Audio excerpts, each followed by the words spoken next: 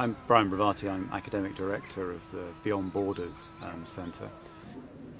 And the installation focuses on the events in northern Iraq which happened last August. So I helped the artist, Simon Scammell-Katz, bring him together with Falah, who is an aid worker in northern Iraq. I feel that I'm responsible. I need to do action. This is why I immediately started through my organization to visit the people, the survivors of ISIS, and especially the girl and women, because I'm working in a program for helping women and women's rights issues. In 1988, my city was bombed with chemical by Saddam. My city called Halabja, and I was 14 years old by then. So I survived. And many other friends and family members died in this chemical attack. So I was a refugee in Iran, in the camps. And from the first day when the refugees arrived, we were there in the border, and we tried to find out what happened and how can we help. So it's interesting because most of the girls which I'm meeting now, they are in the age which I was. It's the very, very similar age.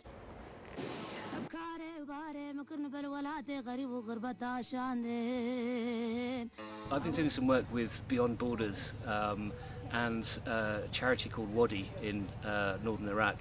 Last summer, Islamic State pushed up into the northern part of Iraq and displaced a number of religious minorities, including the Yazidi. So this film here is made with Falah, who's the colleague who works in the camp for the charity Wadi. The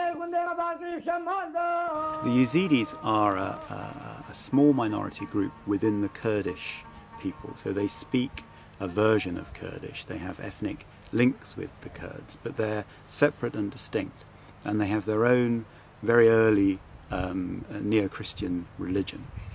Now, the Yazidis are a very, very close-knit community, and there are only 400,000 or 500,000 of them in a very concentrated area around Mosul. So when Daesh attacked Mosul, a large chunk of the Yazidi population came under their control. It's a very patriarchal society, and that's another problem for some of the girls, because in some cases they're then rejected by their own families when they return, because there's a huge tradition of virginity.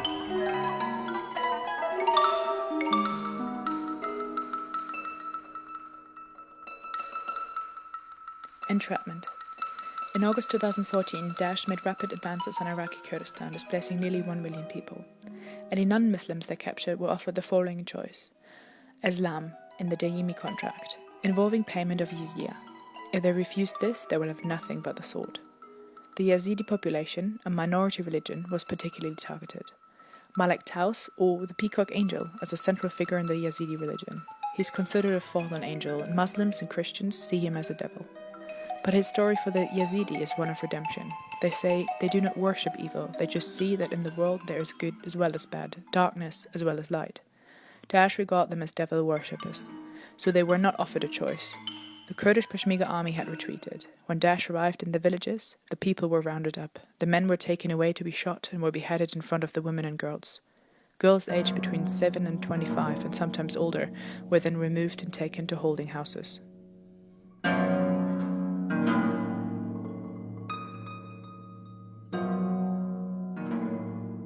were obliged to be Muslim and pray by force.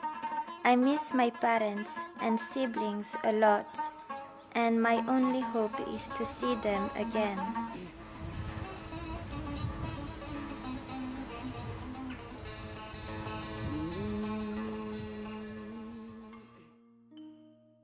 Separation.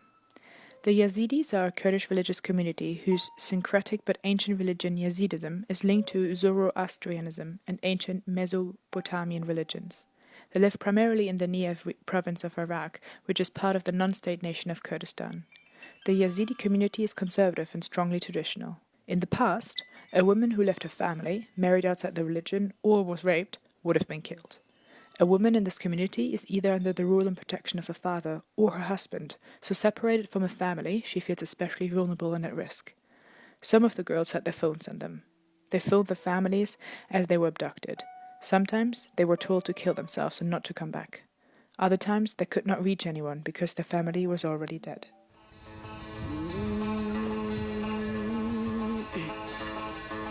When Daesh entered Mosul, most of the people fled into the mountains, but a lot of Daesh's guards came and arrested them. They shouted, "Allahu Akbar, Allahu Akbar," while shooting randomly.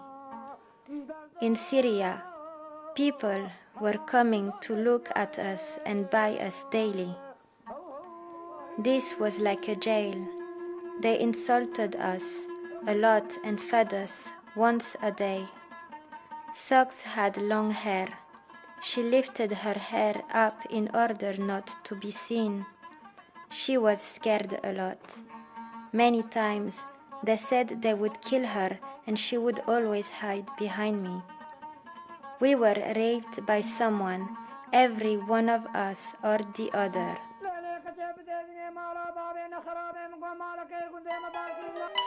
Conform. The Daesh captors hold the girls, and they are either sold in markets as sex slaves or forced to convert to Islam so that the jihadists can marry them.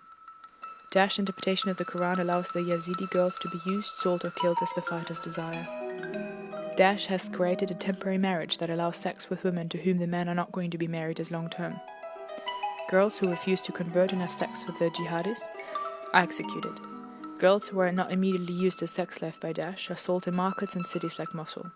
The prices increase as the age of the girls goes down.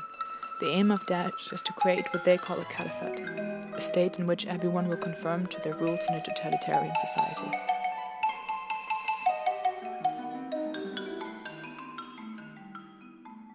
About 4,000 or 5,000 women and girls in all were taken by Daesh last summer. Around about 400 or so over that time have managed to escape, and they do that in a number of different ways.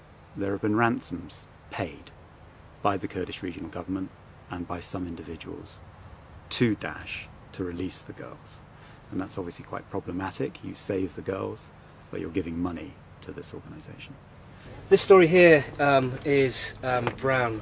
She's 14 years old, and she's now back living in a refugee camp. She actually did escape, as a lot of the community did, to Mount Sinjar as the IS forces advanced. But they escaped from the mountain, but were then captured by ISIS. There are about 45 girls in the group that she We were 45 girls, some as young as 12. Every day, Daesh came and chose a beautiful girl for raping. One night, it was my turn. Later, they sent me to Syria to stay with a man called Abu Khattab. One day, he and his friends went to a battlefield in Hasaka. Then, I managed to escape. I knocked to a door and asked them to help me. This family asked my parents to pay a big amount of money, $4,500. It took some time until my family managed the money.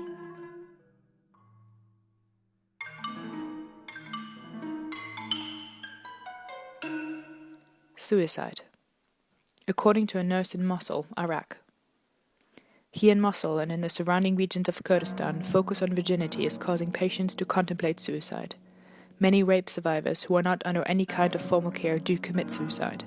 The problem is the obsession with virginity among the Iraqi and Kurdish communities. This obsession is handing an easy genocidal weapon of rape to the Islamic State.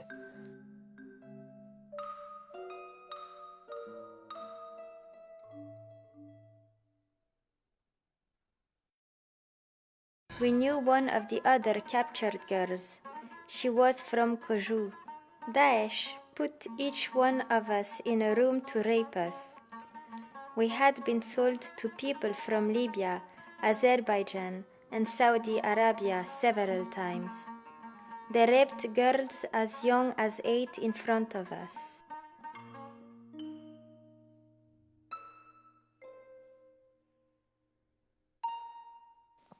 Retreat.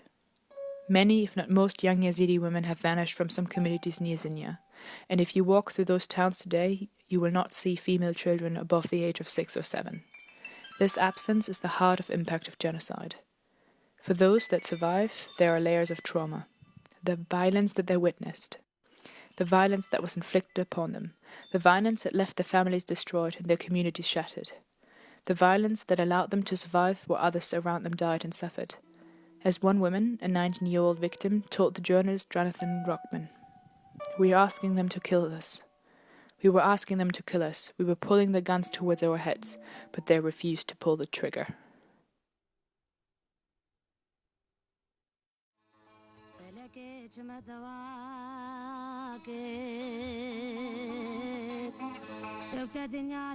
One of my personal relations to these girls is I'm also from a small minority. So I can imagine that one day my family members will suffer same like these girls. Still, personally, I'm in the trauma. So